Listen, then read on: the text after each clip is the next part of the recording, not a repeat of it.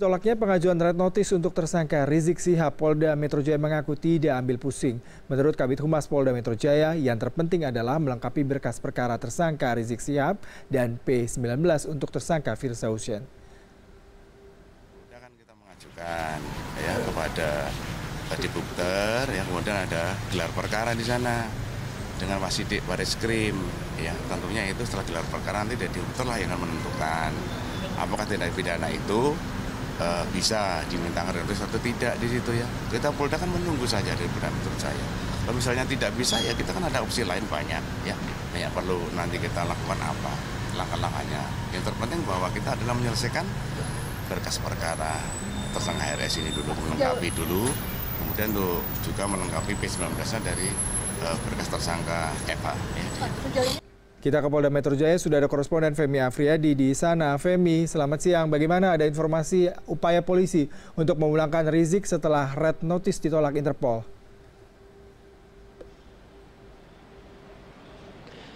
Ya, selamat siang Yudi. Mengenai upaya polisi atau dalam hal ini Polda Metro Jaya untuk memulangkan tersangka Rizik Sihab yang saat ini diduga berada di luar negeri, ini masih terus berlangsung. Jika kemarin langkah pengajuan berkas red notice dikirimkan ke NCB atau National Center Bureau yang bermarkas di Mabes Polri, namun kemudian beberapa hari yang lalu Humas dari Mabes Polri Setio Wasisto mengatakan bahwa berkas red notice tersebut justru dikembalikan ke Polda Metro Jaya. Ada beberapa materi ataupun juga persyaratan yang dianggap belum memadai, namun tidak merinci apa yang kemudian menjadi syarat-syarat itu yang dianggap tidak memenuhi dari Interpol itu sendiri. Jadi memang opsi ini masih dilakukan untuk kemudian dikaji lebih mendalam apakah kemudian upaya red notice ini bisa kembali diajukan kepada Interpol. Jika kita melihat dari persyaratan untuk Interpol sendiri, untuk pengajuan red notice ini ada beberapa syarat utama yang disampaikan. Yang pertama kemudian adalah bagaimana kasus atau perkara tersebut merupakan perkara yang bisa dikatakan atau tergolong dalam kejahatan luar biasa. Dan yang kemudian bukan perkara-perkara yang dikatakan perkara kontroversial, dalam hal ini terkait dengan tingkah laku ataupun juga kebiasaan dan budaya dari negara lain. Dan sementara untuk perkara-perkara yang termasuk dalam kategori red notice ini adalah perkara yang bisa dikatakan cukup besar pengaruhnya seperti kejahatan perang, cybercrime, ataupun juga penjualan senjata ataupun juga tentang narkotika. Ini kategori-kategori yang termasuk dalam red notice. Apakah kemudian kasus yang disangkakan kepada Rizik Sihab ini yaitu percakapan dengan konten yang mengandung unsur pornografi ini masuk dalam kategori tersebut. Ini masih terus kita konfirmasi dan jika memang langkah red notice ini tidak berhasil akan ada langkah-langkah selanjutnya. M. Iriawan, Kapolda Metro Jaya mengatakan bahwa ada langkah blue notice. Blue notice ini adalah langkah kemudian yang dilakukan.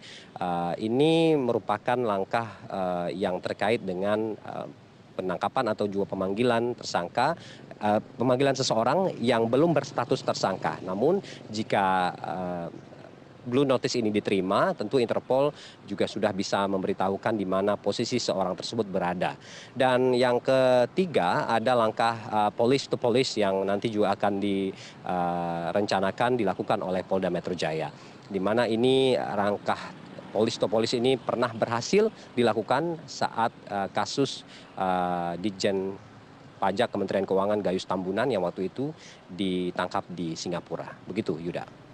Ya, Femi, beralih ke kasus Firza. Berkas Firza sebelumnya dikembalikan oleh pihak kejaksaan karena dinilai belum lengkap.